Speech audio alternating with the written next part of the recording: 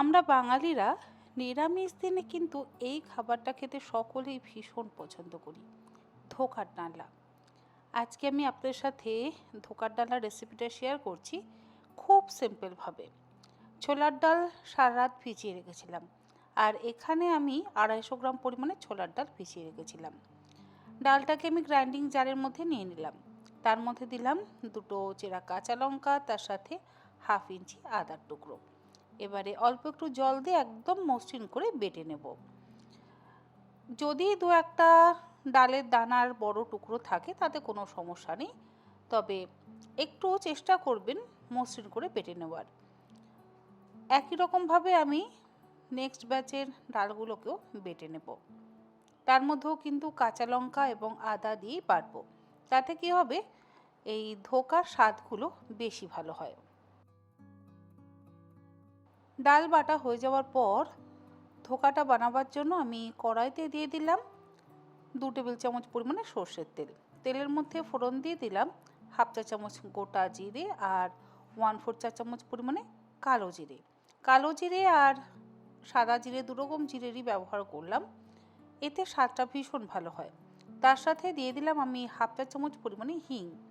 হিংটা যদি একটু বেশি করে ব্যবহার করেন তাহলে ধোকার গন্ধ এবং স্বাদ দুটোই ভালো হয়, তাই জন্য আমি একটু বেশি পরিমাণে হিঙের ব্যবহার করলাম। এবারে আমি গ্যাসের ফ্লেমটাকে বন্ধ করে দেব। গ্যাসের ফ্লেম বন্ধ করে দিয়ে ডালের ব্যাটারটা দিয়ে দেব। কড়াই গরম হয়ে গেছে, তেলটাও গরম হয়ে গেছে, তাই ডালের ব্যাটারটাকে দিয়ে গ্যাসের ফ্লেমটাকে বন্ধ করে দিয়ে আমি খুব ভালো করে মিশিয়ে নিচ্ছি। কালো জিরে আর সাদা জিরের তো সুন্দর একটা গন্ধ বেরিয়েছে। যদি গ্যাস জ্বালিয়ে নিয়ে তারপর ডালের এই ব্যাটারটা দেওয়া হয় তাহলে খুব তাড়াতাড়ি জমাট বেঁধে যায়, আর শুকনো হয়ে গেলে ধোকাগুলো পারফেক্টভাবে তৈরি হয় না। মানে যখন আমরা ধোকাগুলো ভাজতে যাব তখন কিন্তু ধোকাগুলো ভেঙে যাবে। কোনো রকম কোটিং বা বাইন্ডিংয়ের ব্যবহার আমি করব না, শুধুমাত্র ডালটাকে ভালো করে আমরা শুকনো করে নেব। এখনও কিন্তু আমি গ্যাস জ্বালিনি, গ্যাস বন্ধই রয়েছে। এর মধ্যে আমি দিয়ে দিলাম অল্প একটু জল, তার সাথে দিয়ে দিচ্ছি স্বাদ অনুসারে লবণ।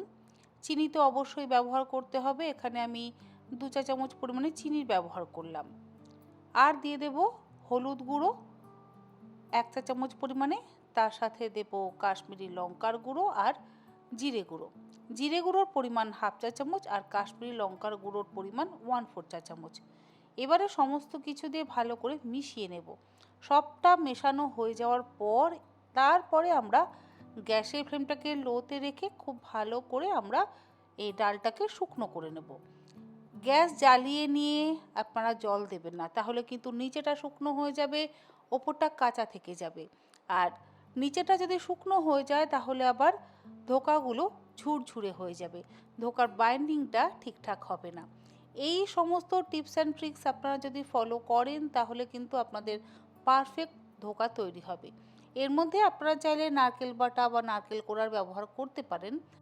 আজকে আমি আর নারকেল কোড়া বা নারকেল বাটার ব্যবহার কিন্তু করছি না।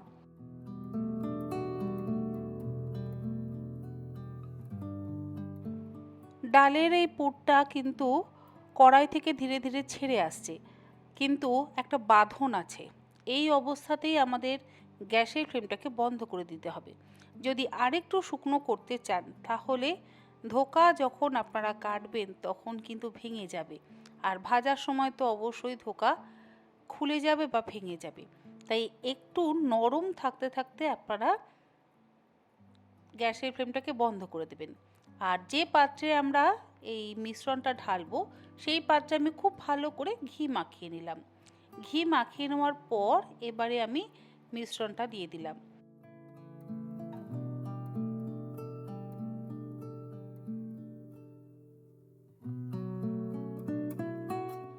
সবটা ধোকার পুর ঢেলে নেওয়ার পর এবারে আমি ওপরটাকে একদম সমান করে দিচ্ছি, যাতে প্রত্যেকটা ধোকার শেপ একই রকম হয়। দেখুন আমি ওপরটা একদম চেপে চেপে সমান করে দিলাম। এবারে যে ছুরিটা দিয়ে কাটবো সেই ছুরিটাকে অল্প একটু ঘি মাখিয়ে নিয়ে তারপর ডায়মন্ড শেপ করে কেটে নিচ্ছি। ধোকা ডায়মন্ড শেপ করে কাটলেই বেশি ভালো লাগে, তবে যদি আপনাদের অসুবিধা হয় তাহলে আপনারা চৌকো করেও অবশ্যই কেটে নিতে পারেন।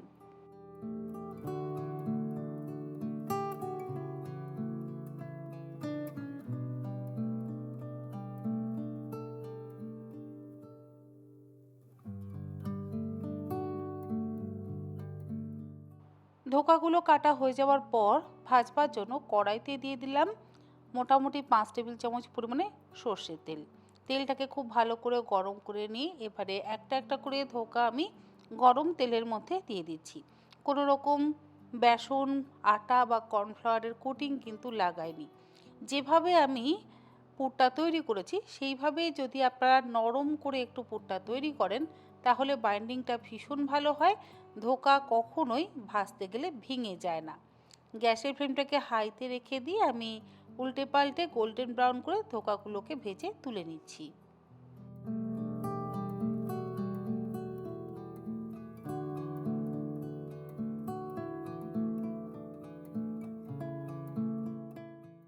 ধোকাগুলোকে ভেজে তুলে নেওয়া হয়ে যাওয়ার পর আমি একটা মশলা তৈরি করব। অবশ্যই নিরামিষ রান্না, তাই জন্য এর মধ্যে ব্যবহার করতে হবে আদা আর কাঁচা লঙ্কা। 1 ইঞ্চি দিলাম আদা, তার সাথে 4টে কাঁচা লঙ্কা, 2টো ছোট সাইজের টমেটো আর 3 টেবিল চামচ পরিমাণে নারকেল কোড়া। অল্প একটু জল দিয়ে একদম মসৃণ করে বেটে নিলাম। গ্রেভির জন্য কড়াইতে দিয়ে দিলাম 4 টেবিল চামচ পরিমাণে সর্ষের তেল। তেল গরম করে নিয়ে একটু বড় টুকরো করে কেটে নেওয়া আলুগুলোকে গরম তেলের মধ্যে দিয়ে হালকা করে ভেজে তুলে নিচ্ছি। আর আলু ভাজবার সময় অবশ্যই অল্প একটু লবণ দিয়ে আলুগুলোকে ভেজে নিচ্ছি, যাতে আলুর মধ্যে লবণটাও ঢুকে যায় এবং আলুটা তাড়াতাড়ি সেদ্ধ হয়ে যায়।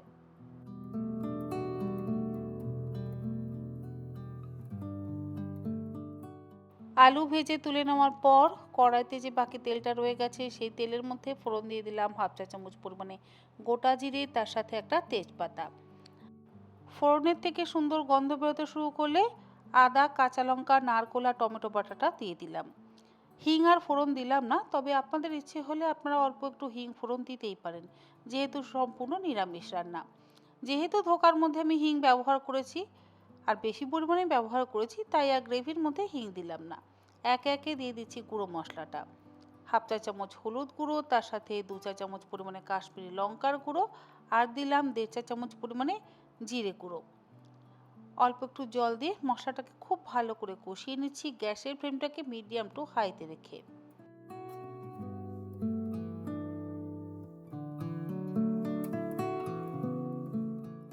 অল্প অল্প পরিমাণে গরম জল ব্যবহার করে মিডিয়াম টু হাইতে রেখে আমি মশলাটাকে খুব ভালো করে কষিয়ে নিচ্ছি।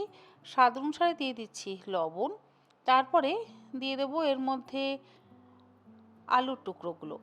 আলুর টুকরোগুলোকে দিয়ে ভালো করে মিশিয়ে অল্প একটু পরিমাণ মতন জল দিয়ে ঢাকা দিয়ে আলুর টুকরোগুলোকে সেদ্ধ হতে দেবো।